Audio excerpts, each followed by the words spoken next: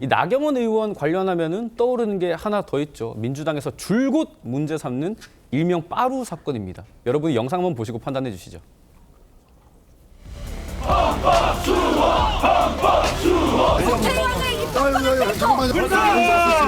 다칩니다. 조금만.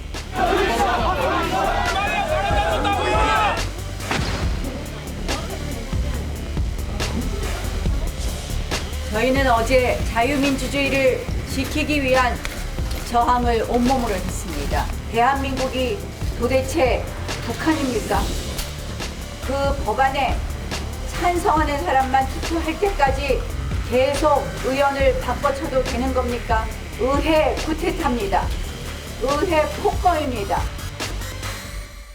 이 국회 한복판에서 나경원 의원이 빠루를 들고 있는 모습 언제 봐도 생경합니다. 그런데 나경원 의원도 나름의 항변을 해요. 이 빠루를 당시 민주당 의원들이 들고 왔고 본인에게 뒤집어 씌웠다 이겁니다.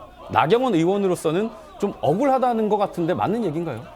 네, 뭐 어느 정도는 일리가 있는 게 저게 이제 사실 2019년도에 이제 선거법 가지고 날치기 할 때인데 네. 그때 사실 저때 국민의힘 쪽에서 회의장을 봉쇄를 했습니다. 문을 걸어 잠그고 회의를 열지 못하게 하니까 그때 민주당하고 국회 방호처 사람들이 뭐 빠루, 그러니까 쇠지렛대죠. 네. 망치 이런 걸 들고 와가지고 문을 열려고 시도한 적은 있었어요. 근데 그거 실제로 이제 누가 들고 휘둘렀는지 이 부분에 대해서는 아직 밝혀진 게 없고 지금 이제 재판 중이긴 한데 네. 나경원 의원 입장에서는 그쪽이 먼저 들고 와서 그쪽이 강제로 열려고 네. 했다. 그걸 내가 이제 뺏어가지고 들고 들었을 뿐이다. 이래서 되느냐라고 한 것이다. 네. 이렇게 얘기를 하는 것이고 또 민주당 쪽에서는 그게 아니다. 자기네들은 그런 적이 없다. 뭐 이러고 있는 것이기 때문에. 네. 근데 이게 아직 재판이 지금 6년째 계속되고 있거든요. 그래서 네. 사건의 이제 진실이 다 드러나지는 않았어요. 그래서 이것 때문에 지금 양쪽에서 여야 모두 그 기소된 사람이 30명이 넘기 때문에 맞네요. 예, 맞습니다. 그래서 아까 말했지만 뭐 박범계 의원도 저 자리에 있고 박범계 의원도 당시에 이제 같이 기소가 됐었거든요. 그래서 이 문제가 아직까지 이 여야의 싸움이 아직까지 남아서 6년 뒤에도 이 여야 갈등을 다시 일으키고 있다는 네. 사실 자체가 좀 어떻게 보면은 참 안 좋다, 네. 그렇지 않다 그렇게 생각합니다.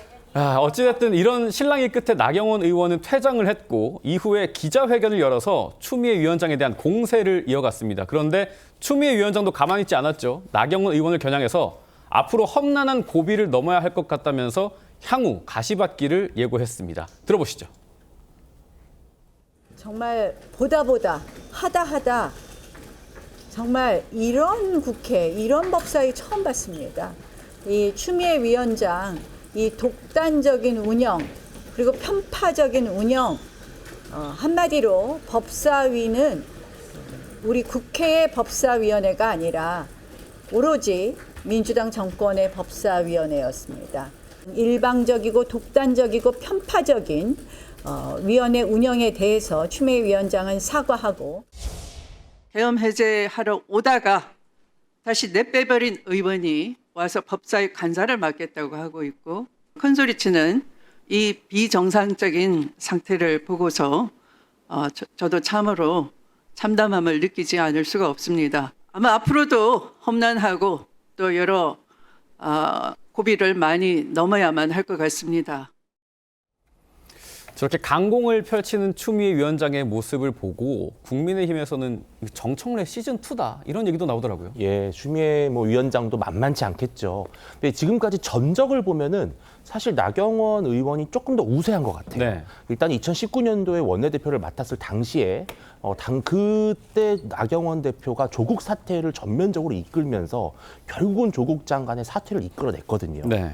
그리고 그 당시에도 그 여러 가지 선거법이나 공수처법 처리가 될 때 저렇게 온몸으로 막으려 하면서 사실 보수의 여전사 이렇게 불리기 시작을 했고요. 또 지난 사실 총선에서 이 나경원 의원의 동작 을 지역구에 실은 추미애 의원을 네. 공천하는 거 아니냐는 얘기가 있었어요. 그 당시에 그런 소문이 많았습니다. 네네. 결국 근데 추미애 의원이 거기 오지 않았어요. 왜냐? 좀 쉽지 않을 것 같다 이렇게 판단했던 것 같아요. 그래서 지금까지 판단은 좀 그런데 그래도 추미애 위원장도 워낙에 정말 기세 등등한 정치인이기 때문에 아마 제가 봤을 때 앞으로도 법사위가 험난한 고비를 많이 겪을 것 같습니다. 네. 그런데 어찌됐든 법사위원장으로서 원활한 회의 진행을 하셔야 될 텐데 앞으로 싸우는 모습 이렇게만 계속 보일까요? 저는 이제 그 검찰 개혁이 이제 끝나고 나면 저는 그래도 이제 법사위가 어느 정도 소강 상태로 들어갈 거라고 생각을 합니다.